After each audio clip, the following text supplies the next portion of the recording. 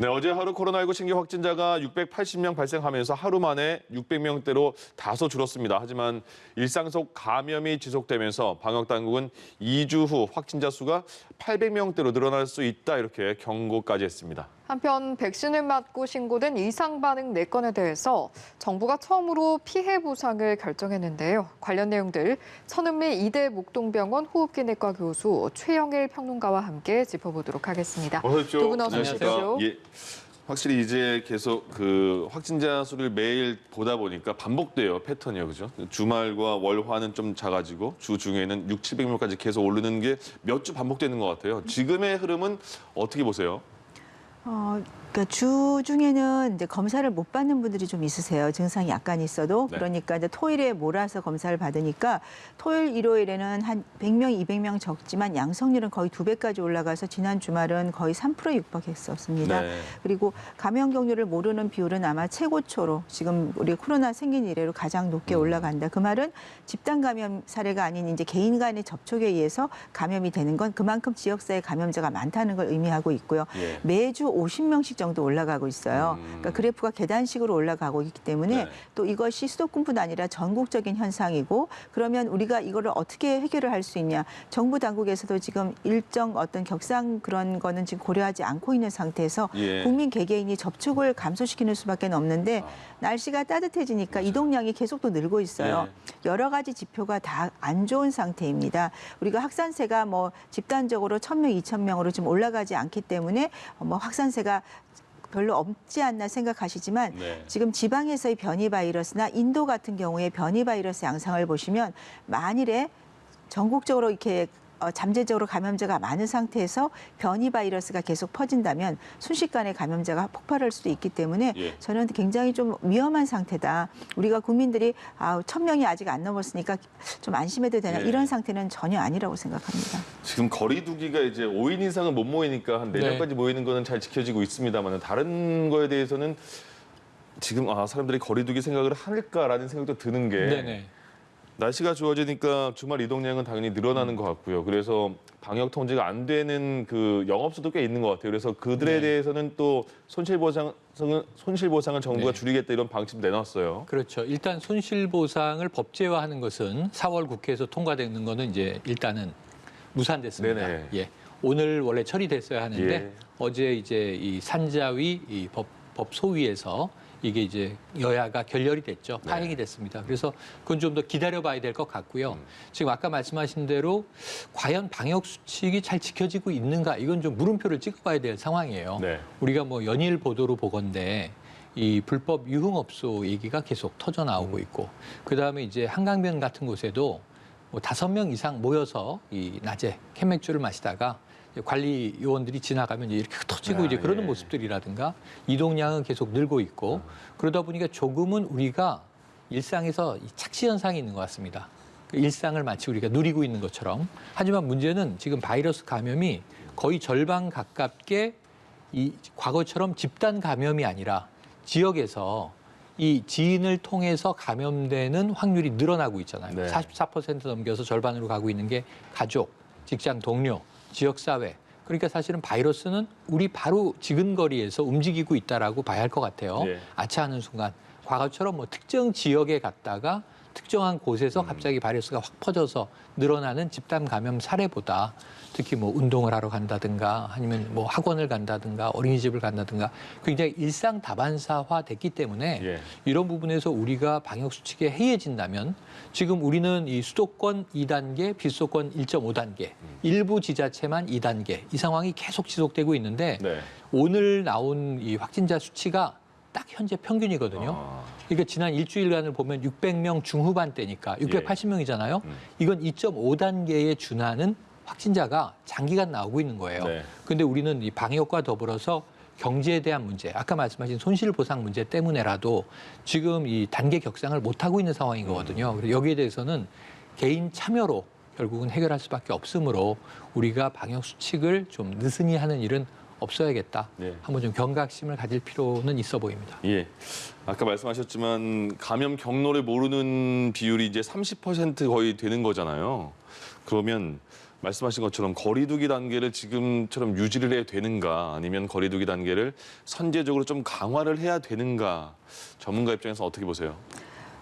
원래 선제적으로 격상을 하는 게 가장 효과적이죠. 그러니까 네. 감염원을 차단하는 게 제일 좋지만 예. 3차 때도 그랬지만 격상하기는 어렵다고 생각해요. 정부 입장에서는 지금 안 하실 것 같고 예. 그렇다면 이 상태에서 효과적인 방역 대책을 강구를 해야 되는데 이제 시설 우리가 보시면 확산세가 좀 많이 나오는 것들이 대부분 일정 시설이죠. 뭐 학교라든지 체육시설, 교회, 특히 음식점 이런 데서 많이 나오고 있는데 예. 우리가 이 감염 사례를 보면 대부분 마스크를 쓸 수 없는 상황이거나 마스크를 써도 조금 느슨하게 쓰거나 그런 경우지 않습니까? 대부분 그리고 밀폐된 공간이고 그래서 최근에 이제 여러 가지 상황을 보면 이 코로나19는 이런 비말 감염보다는 공기 감염이 주 감염원이라고 지금 알려지고 있습니다. 네. 그렇기 때문에 이런 카페에서 단체로 감염이 되거나 교회나 체육시설 같은 데를 환기를 잘해야 되는 거죠. 지금 해외 사례를 보더라도 마스크를 푸는 거는 야외 식당에서는 마스크를 풀고 식사를 할 수 있게 하듯이 예. 이제 식사 같은 경우도 가능하면 야외에서 조금 하는 유도를 해주고 만약 밀폐된 실내라면은 창문을 다 열고 학교나 이런 경우도 일정 항상 그 냉방을 하더라도 창문을 열어놔야 된다고 생각하고요. 네.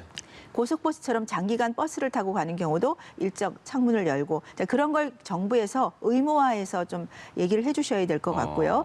우리가 체육시설 같은 경우는 대부분 지하에 있다 보니까 환기를 못하죠. 네, 그런 경우는 이제 인구 밀도를 줄이는 것도 굉장히 중요하지만 환기가 안 되는 경우는 공기청정기도 상당히 도움이 됩니다. 헤파 필터가 있는 그런 청정기를 이용하고 예. 그리고 우리가 이번에 뭐 이렇게 자전거 타는 그런 실내 체육시설 단체로 감염 사례 이런 걸 보면 대부분 마스크를 쓰지만 이런 일회용 마스크를 쓰거나 마스크를 느슨하게 쓰게 되면 이게 호흡을 하면서 바이러스가 다 나가고 그 바이러스가 공기 중에 보통 3시간 정도 떠 있게 돼요. 그럼 우리가 물을 마시거나 다 들어가죠. 그래서 마스크를 저는 좀 불편하지만 체육시설이나 이런 어떤 카페나 이런 밀폐된 공간 회의할 때는 반드시 KF80 이상의 마스크를 써야 된다고 생각을 하기 때문에 네. 그러한 것도 조금 제정을 해주시면 좀 예. 도움이 되지 않을까.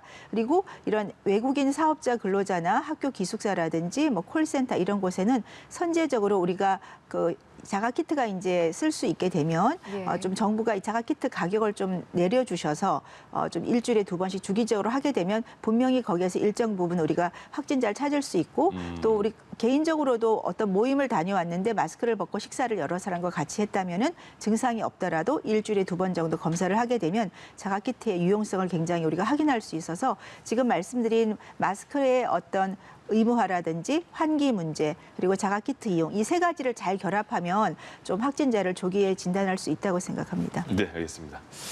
지금 들어온 소식이 있어서 하나 전해드려야 되겠네요. 대법원이 겸직 논란이 있었던 황운하 의원의 의원직을 유지해도 된다 이렇게 선고를 했습니다. 지금 선거하기 직전에 경찰 입장에서 경찰 신분인데 계속 국회의원 될 수 있냐 이런 논란이 있었죠. 더불어민주당 황운하 의원이 대법원에서 의원직 유지 선고를 받은 겁니다. 내용을 보면요. 대법원은 이은권 전 미래통합당 의원이 황 의원을 상대로 낸 국회에 당선 무효 소송에서 원고 기각 판결을 내렸습니다. 자, 21대 국회의원 선거 관련 선거 또 당선 무효 소송 중에 첫 번째 판결이 나온 겁니다. 자, 앞서서 황 의원은 지난 4.15 총선에 출마하기 위해서 경찰청에 의원 면직을 신청을 했습니다. 그러나 형사재판을 받고 있다는 이유 때문에 받아들여지지 않은 상황이었거든요. 황 의원은 경찰 신분을 유지한 채 출마해서 당선이 됐고 겸직을 금지한 국회법 위반이라는 논란이 이어졌는데 오늘 이렇게 선고가 나온 겁니다. 예. 예, 다시 코로나19 관련 소식으로 돌아가 보도록 하겠습니다. 네. 최근에 나온 집단 감염의 모습을 보면 교회, 목욕탕, 학교 그동안 좀 반복적으로 어떤 이런 양상을 보였던 곳에서 또 나타나고 있는데 사실은 이렇게 집단 감염이 나온 이후에 어떤 수칙들이 만들어지고 촘촘하게 대비를 했음에도 또 반복이 되는 거잖아요. 왜 이렇게 되는 걸까요? 지금 말씀하신 곳들이 대부분 이제 밀폐된 공간이거든요. 그러다 보니까 최근에 무증상 감염자가 훨씬 많아졌고 또 변이가 많아지다 보니 감염력도 높아졌습니다. 특히 이제 가장 문제가 이 목욕탕은 사실은 참 막기가 어려워요. 이용을 안 하는 게 제일 좋겠지만 그래도 목욕을 꼭 하셔야 되는 분들이 있기 있기 때문에 거기 직원들은 아마 선제 검사를 하시겠지만 이용자들이 선제 검사를 하시지는 않으실 거예요. 그럼 그분들 자체가 스스로 이제 검사를 해야 되는 거죠. 검사를 해서 하고 근데 또 연세가 많은 분들은 몸이 좀 불편하면 목욕탕을 많이 가세요. 네. 근데 그거는 정말 반대잖아요. 요사이는 몸이 불편하면 코로나를 의심을 해야 되는데 가서 몸을 이렇게 좀 이렇게 따뜻한 데 지진다. 있으면 그러면 예. 좋아진다고 하지만 그거를 좀 반대적으로 생각하시고 가족들이 예. 좀 그런 경우 검사를 하고 가시게 해주시면 좋을 것 같고요. 네. 또 말씀드린 공기 감염이요. 이분들이 대부분 보면 실내 체육 시설 그리고 이제 이런 교회 같은 데도 마스크 벗고 이제 대화를 하거나 찬송을 하거나 그럴 때 걸리기 때문에 환기 문제를 조금 더 저희가 중점적으로 꼭 관심을 가져야 되고 예. 왜 이게 공기 감염으로 예를 하면 란셋이라는 논문이 10가지 공기 감염의 증거를 얘기를 됐는데 그중에 하나가 같은 호텔에 마주치지 않아도 감염이 된다든지 이런 이제 코러스 합창단에서 단체 감염이 나온다든지 네. 예. 그런 거고 또 하나 냉방기 있지 않습니까? 예. 우리 냉방기에서 그 덕트나 냉방기에서 바이러스가 검출이 됐었죠. 이게 공기 감염이기 때문에 공중에 떴다가 거기에 붙어서 그걸 통해서 이제 감염이 되는 거기 때문에 앞으로 여름이 되면 학교라든지 공공시설이나 이런 카페 모든 곳 집도 마찬가지고요. 이 에어컨에 있던 걸 계속 매일은 못한 일주일에 한두 번씩 꼭 청소를 해주는 것도 굉장히 중요한 우리 예방 방법이 되지 않을까 생각하고요. 예. 이런 실내 체육 시설이나 목욕탕이나 이런 학교나 교회 같은 경우는 밀도를 낮춰주고 환기에 신경 써주고 반드시 KF 마스크를 사용해주고 그리고 증상이 조금이라도 있으면 검사를 꼭 받고 또 본인이 검사를 받지 않더라도 그러니까 증상이 없더라도 외부 시설이나 이런 사람을 만났다면 자가키트를 이용하고 이런 여러 가지 방법을 같이 가용하게 되면 저는 지금보다는 확산세를 정말 줄일 수 있다고 생각합니다. 예. 예. 실내 체육시설 이야기도 나와서 말인데 지난해 12월에 실내 체육시설이 청와대 국민청원 글을 또 네. 올렸는데 그 내용이 고위험 시설 분류해서 좀 제고를 해줬으면 좋겠고 네. 피해 보전 정책에 대해서도 언급이 좀 있었거든요. 맞습니다. 여기에 대해서 정부가 뭔가 답변을 내놓은 내용이 있습니까? 예, 그러니까 헬스클럽 운영자들이 예. 상당히 장기간 동안 시위를 하면서 좀 부당하다라고 하는 이제 청원도 올라가고 이제 문제 제기도 많이 했습니다. 그러면서 이 실내 체육 시설마다의 상황이 다 다르잖아요. 지하에 있는 곳, 지상에 있는 곳, 넓은 곳, 좁은 곳, 네. 환기가 잘 되는 곳, 환기가 잘 안 되는 곳. 그 최대한 우리 스스로 자구적인 노력을 하면서 거리 두기를 준수하고 마스크를 쓰고 운동을 할 수 있는 경우에 또 입장할 수 있는 회원들의 수를 제한하는 경우에 좀 영업을 할 수 있도록 해달라고 했는데 짧지 않은 기간 동안 집합 금지가 내려지기도 했고 맞아요. 집합 제한이 내려지기도 했어요. 예. 근데 여기에 대해서 우리가 받은 타격에 대해서 정부가 손실보상해줘야 되는 거 아니냐 하는 문제 제기를 한 거고 예. 사실은 이 헬스클럽, 실내 체육시설뿐만 아니라 유사한 곳들로 이제 어떤 영업적인 피해를 겪은 곳은 다수 업종이 있기 때문에 그래서 이제 국회 차원에서도 손실보상이라고 하는 것을 제정하고 법률로 제정하고 그다음에 이것을 소급해서 지급할 수 있도록 하자라는 의견에 예. 사실은 여야 3당이 함께 지난 일요일에 네네. 의원들이 이제 예. 기자회견을 하기도 했고 농성을 하기도 했고 국회에서는 상당히 여기에 좀 이 쏠려 있는 상황이었는데 정부 입장은 좀 엄격하게 반대입니다. 네. 왜냐하면 이게 피해 보전을 해주는 것이지 손실 보상을 해주는 것은 아니다. 왜냐하면 이 집합 제한 금지에 걸린 업종 외에도 또 다른 이유로 피해를 입은 업종이 많기 때문에 이쪽만 지원한다는 것은 형평성에 맞지 않는다. 이제 이런 논리가 이제 충돌하고 있는 상황이에요. 예. 근데 이제 4월에 손실보상 관련 법 제정은 일단은 넘어갔습니다. 예. 그러다 보니까 이제 불만은 커져 있는 상황이고 지금 4차 이 긴급재난지원금의 경우가 조금 더 넓은 면적 또는 이제 이 피해 규모가 더 큰 경우 10억까지 종업원 수가 9명까지 좀 확대하고 있는 상황이거든요. 예. 그런데 이제 이 문제는 정부 입장에서는 이제 3차, 4차 이 재난 지원금을 통해서 보전을 하고 있다라는 입장인데 그것으로는 한계가 있다. 근데 관련해서 또 생각을 해보면 막지 않을 수도 없는 상황이었던 게 아까 천 교수님 말씀 주셨지만 최근에 전주 실내 체육시설에서 있었던 시뮬레이션을 해보니까 맞아요. 한 명의 확진자가 들어와서 운동을 하는 경우에 2분 안에 약 이제 20여 평 되는 공간이 그냥 바이러스로 꽉 차는 것을 확인할 수 있었단 말이죠. 그러니까 방역 조치가 잘못됐느냐? 그렇지는 않다. 하지만 이 피해는 보았다. 그건 사실이고 네. 그럼 이제 이 어디까지를 실내 체육 시설을 운영하는 경영자의 자율권으로 줄 것이냐인데 이게 지금 거리두기 체계가 변경되면 예. 이 문제를 자율과 책임으로 상당히 해소하기 위한 방법이 초안으로는 발표된 바가 있어요. 근데 지금 너무 많이 일 확진자가 나오다 보니까 거리두기 체계를 지금 전환할 수 없는 상황이에요. 전환하면 대혼란이 일어나겠죠. 네. 어떤 면에선. 그래서 정부도 좀 답답하고 또 이 업종 내에서도 상당히 좀 이제 문제 제기를 하고 있고 이 상황은 상당히 지속될 것 같은데 아마 이 재난지원금으로는 한계가 있을 것 같습니다. 손실 보전 문제는 계속 논란이 남아 있을 것 같습니다. 예. 경북 지역에서는 그러니까 어쨌든 거리두기는 지금 계속 유지가 되고 있는 상황에서 경북 지역은 소규모 군 단위에서는 그럼 5인 이상 집합금지에서 8인 이상 정도까지는 가보자 시범적으로 이렇게 했잖아요. 근데 경북 지역에서도 지금 확진자가 조금씩 나오는 상황이거든요.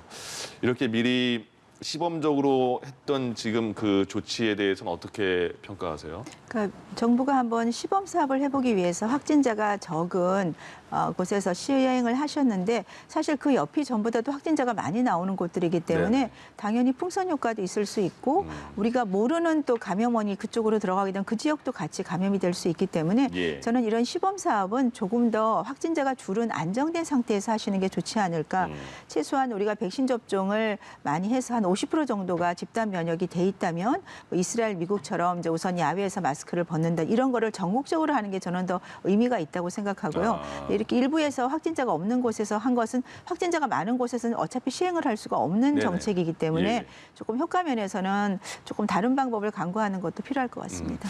정부도 많이 고민은 물론 하겠지만 네네. 그래서 이 경북의 군단이 작은 지역을 일단 선택을 한 거잖아요. 네. 황 의원님은 어떻게 보셨어요? 지역도 작을 뿐 아니라 예. 기간이 일주일이에요. 맞습니다. 확인이 어렵습니다. 네. 그러니까 지금 아까 말씀드린 대로 정부 입장에서는 너무나 자율과 책임에 방점을 두고 예. 우리가 소셜 버블 얘기를 한 적도 있는데 거리두기 체계를 좀 전환해서 아까 이 업종 문제도 결합이 됩니다. 예. 그러니까 방역 수칙을 잘 지키는 사업장은 같은 실내 체육시설이라 하더라도 어떤 이제 물리적인 조건이 좋고 방역 수칙을 잘 지키면 영업 시간을 좀 자율적으로 할 수 있게 해주되 네. 원 스트라이크 아웃으로 여기서 방역수칙 위반으로 확진자가 나오면 바로 문을 닫고 불이익을 받게 되는 거죠. 그러니까 이러한 것들을 조금 이제 탄력적으로 적용하기 위한 방법인데 근데 이걸 정부는 검증하고 싶은 거죠, 충분히. 예. 그리고 빨리 도입됐으면 좋겠다는 마음도 있습니다. 문제는 지금 이 전환, 체제 전환의 시기가 타이밍이 너무 좋지 않다. 시범 사업을 하는데 매우 제한된 지역에 일주일이에요. 네. 이걸로는 검증할 수 있는 내용이 별로 없다. 이렇게 네. 말씀드릴 수 있겠습니다. 그러니까 일주일이 이번 주부터 5월 2일까지라는 거죠? 그렇습니다. 알겠습니다. 예.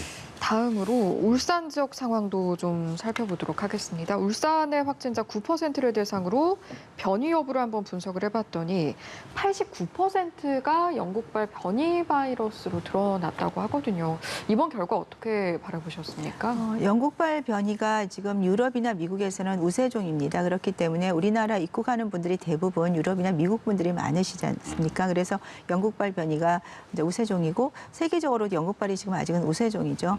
그런데 이제 이 확진자 찾는 것이 조금 저는 숫자를 더 늘려야 된다. 그러니까 유전자 전장 검사가 아니라 그 변이된 것만 찾게 되면 사실은 굉장히 짧은 시간에 확인을 할 수 있거든요.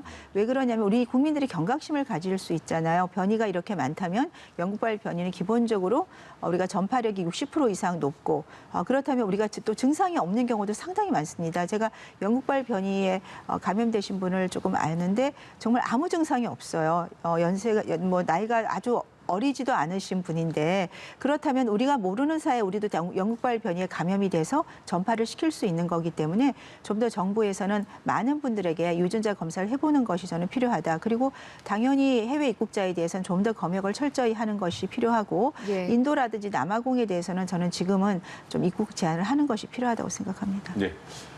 지금 속보가 또 들어왔네요. 민주당에서 새로운 법사위원장에 박광온 의원을 내정했다는 소식이 들어왔습니다. 지금 국민의힘 지도부에서는 법사위원장직을 가져오겠다 계속 이런 상황인데 민주당에서는 못 주겠다 이런 상황이죠.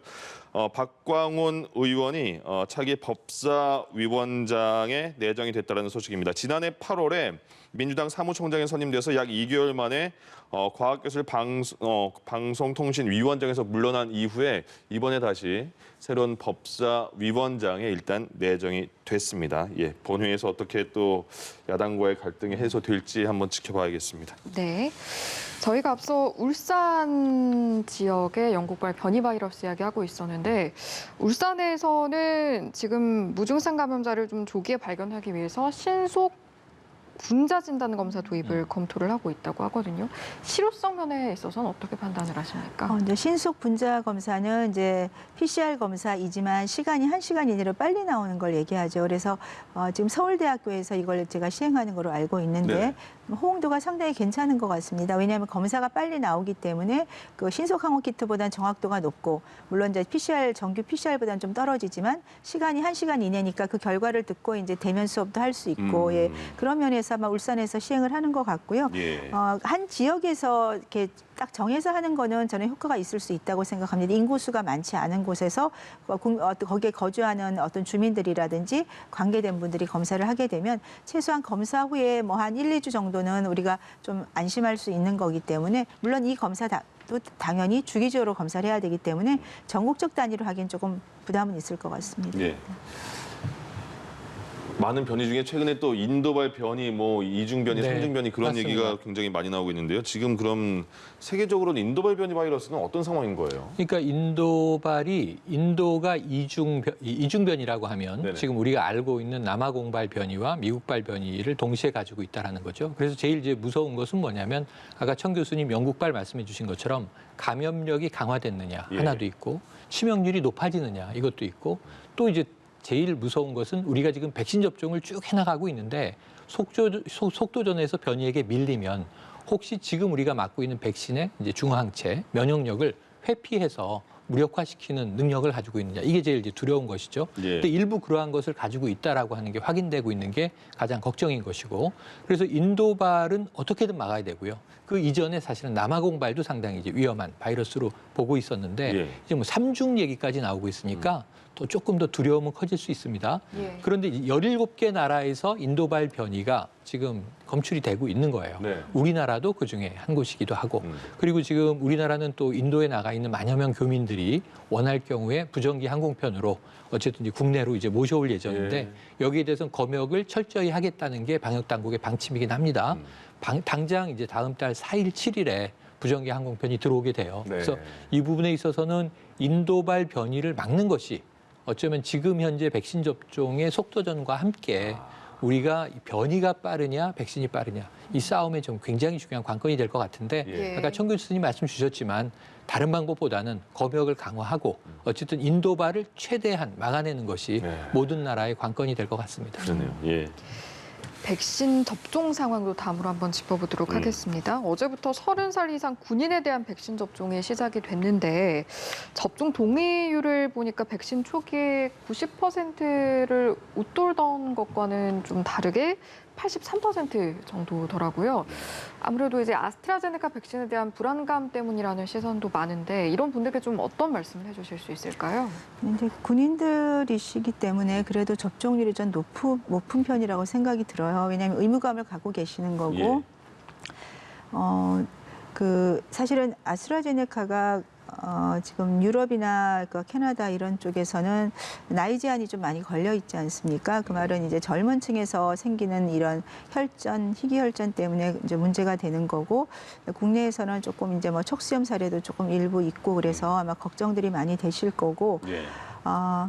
그러니까 60세 이상에서는 사실은 이제 감염력이 높은 나라에서는 분명히 이득이 있습니다. 왜냐하면 그분들은 코로나에 걸려서 사망할 률이 더 높죠. 하지만 60세 미만에서 감염력이 낮은 나라에서는 개인적인 어떤 위험도 고려도 저는 필요하다고 생각합니다. 정부로서의 집단 면역이 중요하지만 집단 면역에 우리가 그래서 이 공무원들이라든지 군인들이라든지 의료인들은 사실은 굉장히 의무감을 갖고 많이 접종을 하시는 거로 생각이 들어요. 네. 예.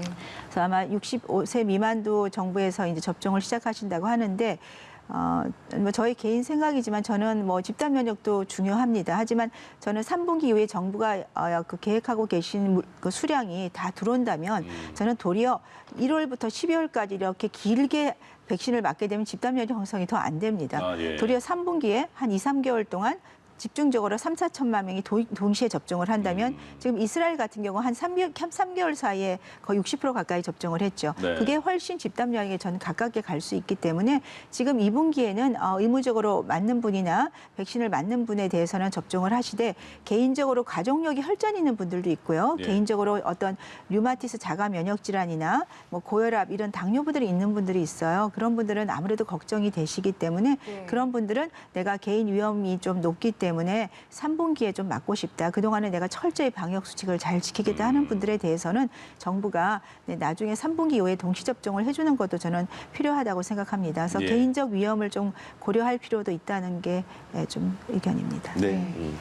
이런 상황에서 정부가 백신을 맞고 신고된 이상 반응 가운데 분석이 끝난 9건 중에 4건에 대해서 처음으로 피해 보상을 네. 결정을 했거든요. 맞습니다. 네, 일단 그러니까 피해 보상 규모는 어떤가요? 예, 피해 보상 규모는 이번 4건의 사례는 경증이에요. 네. 예. 그러니까 우리가 이상 반응, 주로 뭐 두통도 난다, 근육통도 난다, 오한, 발열. 근데 이런 경우에도 치료비가 들어가잖아요. 그렇죠. 만약에 내가 응급실을 뭐 찾아갔다든가 예. 위험해서 혹은 뭐 다른 조치를 받았다든가 아나필락시스의 경우에는 또 이제 그 관련된 약을 맞으면 금방 해소되기도 하고 그 비용이 발생했는데 30만 원 미만의 경우들이에요. 네. 그러니까 크진 않고 경증 환자들에 대해서 9건을 대상으로 심사를 해서 4건이 이번에 이 보상이 되게 됐으니까 상당히 비율적으로 높죠. 근데 문제는 다른 예방접종의 경우에는 30만 원 미만은 이게 피해 보상의 대상이 되지 않아요. 아, 예, 근데 예. 코로나19의 경우에는 금액 상관없이 다 보상하기로 했기 때문에 이 사례가 나온 거고 앞으로가 문제입니다. 네. 대통령이 검토를 지시했던 사지마비 간호조무사의 경우처럼 네. 자 인과관계 나중에 원인을 밝히더라도 우선 선지원을 하라. 여기에 대해서 이제 당국이 움직이고 있는 상황이지 않습니까? 지금 300여 건의 심사 대상이 누적돼 있는데 이 중에 경증보다는 이제 중증 혹은 사망 사례 이런 경우에 대해서 어떻게 판단이 날 것인가 이게 훨씬 좀 예의주시되는 대목이라고 말씀드릴 수 있겠고요. 예. 이 4건의 사례는 상당히 고무적이고 이러한 이제 작은 비용이라도 정부가 지원해 주는 게 이번 이 코로나19 백신 접종이라는 건 특수 상황이기 때문에 예. 맞다라고 봅니다. 이야기가 나온 김에 간호조무사 사례는 좀 어떻게 되는지 자세히 짚어주시죠. 네네. 자, 그 경우에는 지금 일단은 이제 문재인 대통령도 직접 지적을 하셨지만 평소에 건강하셨다고 한다. 그런데 이제 이 아스트라제네카 접종을 한 이후에 사실 한 19일여 20일 정도 만에 이제 사지마비 증상이 왔고 병원에 입원했는데 이 가족의 이제 상당히 분노감이 국민들에게 공감이 됐죠. 이거 뭐냐면 건강하다가 이 백신 접종 받고 이렇게 됐는데 일주일에 지금 400만 원의 치료비가 들어가는 상황이고 예. 전체적으로 이제 수천만 원의 치료비를 우리 가족이 어떻게 감당하겠는가. 예. 근데 이게 인과성이 없다라고 국가가 우리를 그냥 하면 차라리 코로나에 걸리는 게 낫지 않았을까 싶다라는 정도까지 이야기가 예. 국민청원 게시판에 올라왔던 거죠. 예. 여기 이제 대통령이 하루 만에 답을 했잖아요. 자, 이 인과성 문제는 나중에 보더라도 이런 안타까운 사연에 대해서는 정부가 선제적으로 지원하도록 하라. 근데 이제 문제는 지원하려고 검토해 보니 지원 절차가 있는데 신청이 들어와야 되는데 청원은 올리셨는데 신청은 따로 안 하신 거예요. 신청이 지금은 이루어졌겠죠. 네. 신청이 되면 신청 접수를 해서 이게 심의위원회가 열려야 되는 것이고 그 결과에 대해서 이제 보상에 대한 정도가 결정이 되는데 예. 이게 인과성이 내용을 들여다보면 인과성이 있다, 없다, 오획수를 결정하는 건 아닙니다. 네. 인과성의 여부를 5단계로 판단해서 매우 인과성이 높다, 인과성이 있을 수도 있다, 그다음에 이것은 가능성을 검토해야 한다, 인과성 낮다, 인과성 없다 이렇게 되는 거거든요. 예. 그 단계에 따라서 보상의 이제 지급 비율도 변경이 달라지게 되는 거죠. 그래서 지금 현재 최대한 빠르게 이 보상에 대한 절차가 가고 있을 것으로 보여지는데 예. 문제는 이런 거죠. 추후에 인과성이 낮거나 없다라고 판단됐는데 지급은 먼저 됐을 때 예. 그럼 이 정부가 다시 돌려달라고 할 것인가 이런 문제들에 대해서 정부가 코로나19 상황에 대해서는 좀 기준을 정할 필요가 있어 보입니다. 예, 여기까지 듣겠습니다. 지금까지 천은미 이대 목동병원 호흡기내과 교수 그리고 최영일 평론가와 함께했습니다. 고맙습니다. 고맙습니다. 고맙습니다.